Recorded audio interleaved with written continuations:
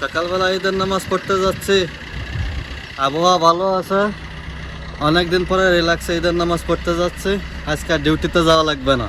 রে ভাই, কি যে একটা বিপদে পড়ছি, গাড়িটা আইনা মনে চাচ্ছিল যে কি আর বলবো, যে রাস্তার মাঝখানে গাড়ি রেখে চলে যায়। মানে একটা বিন্দু জায়গা, এত বড় একটা স্টেডিয়াম, যে আমরা নামাজ পড়তে আসতে আসতে স্টেডিয়ামে, তো এত বড় স্টেডিয়ামে এই দেখেন পার্কিং এর অবস্থা। মানে চুল পরিমাণ জায়গা নাই যে একটা গাড়ি রাখবো। আমার গাড়ি এই যে একবারে লাস্টে, এই যে মাঝখানের রতে, এই যে লাস্টে, যে ওই পাশে পুলিশে পর্যন্ত মনে করেন যে গাড়ি ম্যানেজ করার জন্য হেল্প করতে চাই। যে লাস্টের গাড়ি এইটুক জায়গার ভিতরে রাইখে আছে, ওই জায়গাতে ঘোরারও জায়গা নাই।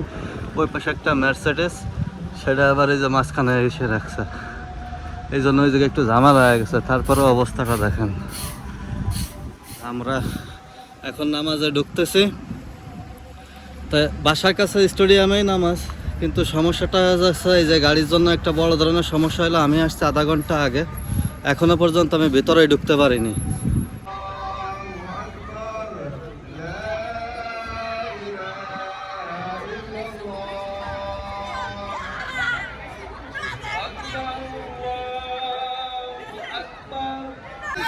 এই জায়গাটায় সকালবেলা খেজুরের আর অন্যান্য জিনিসের ব্যবস্থা রাখা হয়েছে।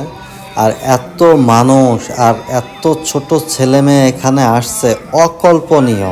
এদের খেলাধুলা দেখে, চিল্লাচিল্লি দেখে আমার তো সেই ছোটোবেলার কথা মনে পড়ে যাচ্ছে। আর ওই জায়গায় বড় একটা টেবিলে সব খাবারের আয়োজন করা হয়েছে প্লেটে, যাতে মুসল্লিরা নামাজ পড়ে এখান থেকে খেয়ে তারপরে যাইতে পারে।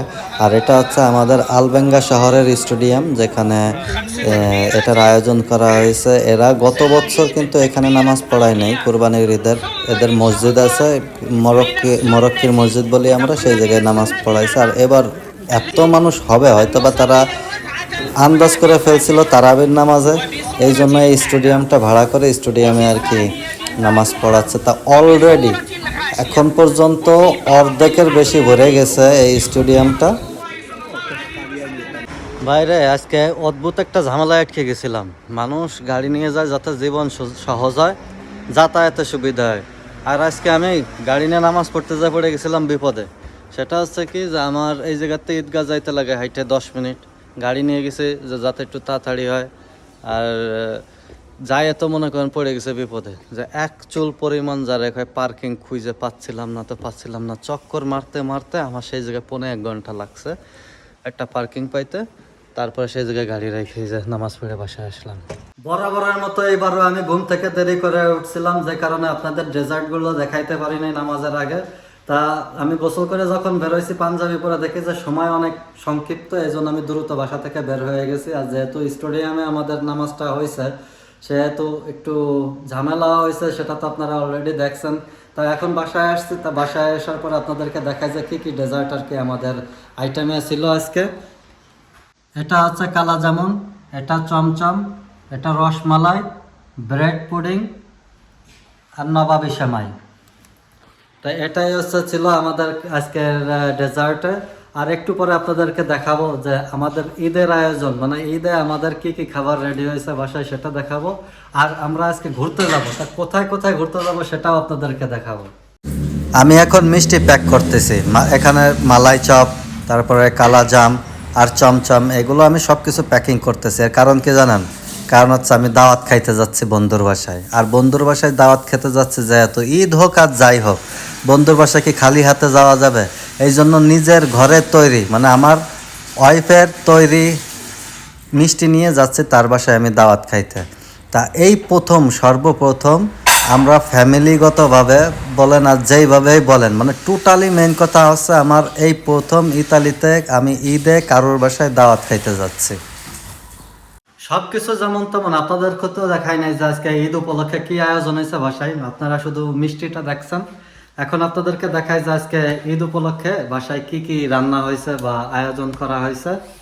এখানে প্রথমে শুরু করি ডিম ভুনা দিয়ে। এটা হচ্ছে ডিম ভুনা, চিংড়ি ভুনা, গরুর মাংস, সালাদ, কোক তো আছেই, এই যে পোলাও, এখানেও গরুর মাংস। আপনার কি মনে হয় যে এই জায়গায় শেষ? না, আরও আছে, দাঁড়ান। এটা হচ্ছে গরুর ভুঁড়ি, কাবাব, আর হচ্ছে রুই মাছ মরিচ পেঁয়াজ দিয়ে ভাজি পোলার সাথে খাওয়ার জন্য। তো এটা হচ্ছে টোটাল আমাদের আজকের আইটেম। তা আমরা একটু পরে ঘুরতে যাব। তা বিষয়টা হচ্ছে কি, আপনাকে একটা কথা বলি যে এই প্রথম, সর্বপ্রথম আমি এই ইতালিতে যত বছর ধরে আছে এই প্রথম মনে করেন যে আমি একটু শান্তি মতো ঈদ করতে পারতেছি বা বাসায় থাকতে পারতেছি। এখন কিন্তু আমার ডিউটি টাইম ছিল। তা এই যে আমি এইবার বাসায় কাটাচ্ছি, এখন কবে যে আবার এরকম সময় পাবো আল্লাহ মাবুদ ভালো জানে।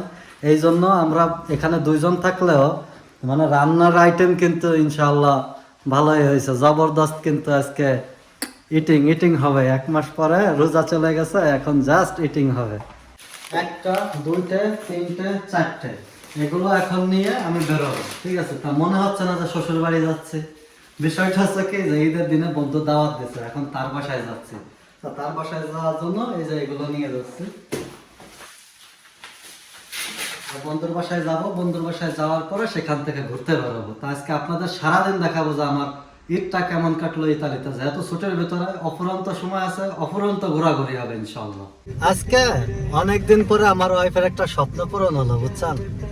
এই ছুটিটা পাওয়াতে তার একটা স্বপ্ন পূরণ হলো। সেটা কি, যে তার অনেক দিনের স্বপ্ন ছিল যে সে ঈদের শাড়িতে পরে ঘুরতে বেরোবে, বুঝছেন? তা আল্লাহ সেই জিনিসটা আর কি মিলে দিয়েছে। আজকে সে কিন্তু শাড়ি পরেই বের হয়েছে আমার সাথে। তা আমি পাঞ্জাবি পায়জামা, আর সে শাড়ি পরে গাড়ি নিয়ে আমরা ঘুরতেছি ঈদের দিনে। আমরা ঈদের দিন যে শহরে ঘুরতে আসছি, এই শহরটা কিন্তু 1281 সাল থেকে এখানে আছে। তার মানে প্রায় 740 বছরের উপরে। আর এই শহরটার নাম হচ্ছে জুক্কারেল্লো। এটা একটা এমন একটা গ্রাম, এটা সম্পূর্ণ পাহাড়ের উপরে নির্মিত। আপনি যদি এখানেও দেখেন সাইনবোর্ডে 1248 লেখা রয়েছে, এখানে দেখেন 1248, মানে 1248 সাল থেকে এখানে এই গ্রামটা আছে, কিন্তু সম্পূর্ণ পাহাড়ের উপরে। আপনি যদি চারপাশটা দেখেন, এই যে চারপাশে কিন্তু পাহাড়। আপনি যদি এই জিনিসটা খেয়াল করেন, চারপাশটাই পাহাড়। আর এই পাহাড়ের মাঝখানে কিন্তু এই ছোট্ট একটা গ্রাম। আর এই গ্রামের বসতি কত জানেন? জাস্ট 250 জন। আমরা যে জুক্কারেল্লো শহরে ঘুরতে আসছি, এই শহরে এমন একটা জিনিস আছে যা সচরাচর দেখা যায় না, ইভেন বাংলাদেশেও না। সেটা কি জানেন? 7,000 বছর আগে তৈরি একটা কাঠের ব্রিজ, যা এখনো এখানে বিদ্যমান এবং মানুষ চলাচল করে। এই দেখেন।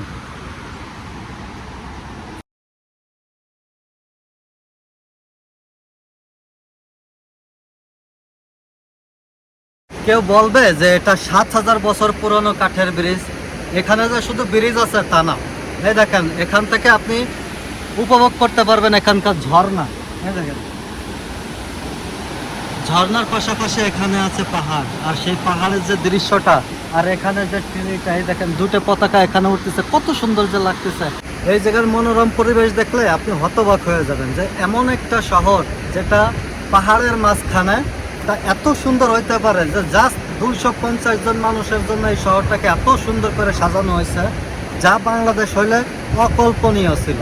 আর সেইখানে আপনি কাঠের ব্রিজ থেকে শুরু করে এই যে সুন্দর ঝর্ণা এবং টিলা, সব কিছু আপনি পাচ্ছেন একবারে। সেই পুরনো যে একটা আমেজ আছে না, সেই পুরনো আমেজ কিন্তু আপনি এখানে পাচ্ছেন। প্রায় সন্ধ্যা হয়ে গেছে, ল্যাম্পপোস্টের লাইটগুলো অলরেডি জ্বলতেছে। আর আমি নিরিবিলি হাঁটে যাচ্ছি। এই যে শান্ত একটা পরিবেশ না, এই পরিবেশটা আমার অনেক পছন্দ। এই জন্য এই সন্ধ্যার সময়টাই আমি এই জায়গায় চলে আসলাম। আমার হাতে একটা ব্যাগ, ডান হাতে পানি, আর আমি কেমন যেন গন্তব্যহীন একটা মানুষ, সামনে দেখে শুধু হেঁটে যাচ্ছে। জুক্কারেল্লো ঘোরাঘুরি শেষ করে এখন আসছে লোয়ানো পোর্টে। এই দেখেন, এই যে সব জাহাজগুলো দাঁড়িয়ে আছে। সরি, জাহাজ না, এগুলো ইয়াক্ট বললে হয়, কারণ যে অত বড় না। তা এখানে আসার কারণ কি জানেন? এই সন্ধ্যার সময় এমন একটা অ্যাডভেঞ্চার করতে আসছি যা সচরাচর ইতালিতে কেউ করে না, তাও আবার সন্ধ্যার সময়। তা সেটা কি আপনারা একটু পরে দেখতে পারবেন। আর অল্প একটু ধৈর্য ধরতে হবে যে কেন আমি আসলাম এই লোয়ানো পোর্টে এই সন্ধ্যার সময়। সিক্রেটটা রিভিল করার সময় চলে আসলো। আমরা এখানে খেতে এসেছিলাম ফুচকা এবং চটপটি। এই যে চটপটিগুলো আর ফুচকাগুলো, এগুলো দিয়েই আমাদের সন্ধ্যাটা উপভোগ করলাম বাংলাদেশের ফিলে। তারপরে রাত্রের ডিনার দিয়ে আর কি আমাদের দিনটা শেষ হলো। এইটাই ছিল আমাদের আজকের দিনের সম্পূর্ণ প্ল্যান প্রোগ্রাম, যেটা আমরা করছি আমাদের জীবনে ঈদের দিনে, এই প্রথম প্রবাস জীবনে চিন্তামুক্ত ছাড়া, ডিপ্রেশন ছাড়া একটা ঈদ কাটানোর চেষ্টা করলাম ঘরোয়াভাবে।